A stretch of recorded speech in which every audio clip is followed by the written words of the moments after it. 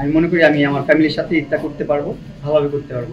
একটু প্যারার মধ্যে কাটবে ঈদটা, ঈদটা সুন্দরভাবে স্টেবল কাটবে না, স্মুথ কাটবে না, তারপর ঈদটা ফ্যামিলির সাথে কাটবে, এটাই অনেক বড় বিষয়। বাবা মার সাথে থাকাটাই অনেক বড় একটা নিয়ামত মনে করি আমি, একটা অনেক বড় পাওয়া মনে করি আমি। গত ঈদে আমার মা আমার সামনে দাঁড়া কান্না করছে, তখন আমার বুকটা ফেটে গেছে এই জায়গা দিয়ে। মনে হচ্ছিল এই জায়গার মধ্যে কেউ একটা ঈদ দিয়ে বা বড় হাতুড়ি দিয়ে মারতেছে, আমার মা আমার সামনে কান্না করতেছে, মাঝখানে খাঁচা বন্দি, আমি এই পাশে। আঘাত দিলে হাত কাটে নাই, হাত কাটছে আমাকে ব্ল্যাকমেল করে ব্যাক করে আনার জন্য। যখন আমি চলে যেতাম ওর কাছ থেকে, তখনই ও হাত কাটতো, হাত কেটে ওর বাসায় নিয়ে আসতো। আবার আমি চলে আসতাম ভয়ে, যদি ও মরে যায় কি হবে, মামলা টামলা বললে আমার কি হবে, কে হবে। ওই একটা মামলার থেকে বাঁচার জন্য আমি এখন অনেকগুলা মামলা খেয়ে গেছি। আর লাইফটা তো ভাই এরকম।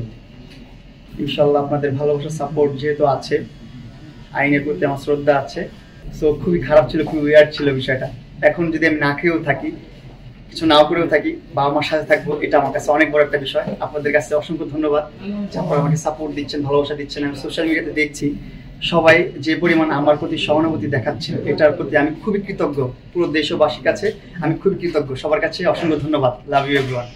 সবাই আমাকে একটা সুযোগ করে দিবেন, সুন্দর সুযোগ, যেন আমি ভালো কিছু করতে পারি, সুন্দর কন্টেন্ট করতে পারি, ভালো কিছু আনতে পারি। আমি যদি নেক্সটে ভুল করি, তখন আপনারা বলবেন যে মামুন তোর কথা রং আছে, তুই একটা বাজে ছেলে, নষ্ট ছেলে, যা বলছে তা বলবেন, যা বলবেন আপনার যত শাস্তি দিবেন মাথা পেতে নিব। কিন্তু আপনারা সবাই আমাকে সুযোগ দেন, আমি সুন্দর করে আবার সুন্দর কন্টেন্ট করবো আপনাদের জন্য।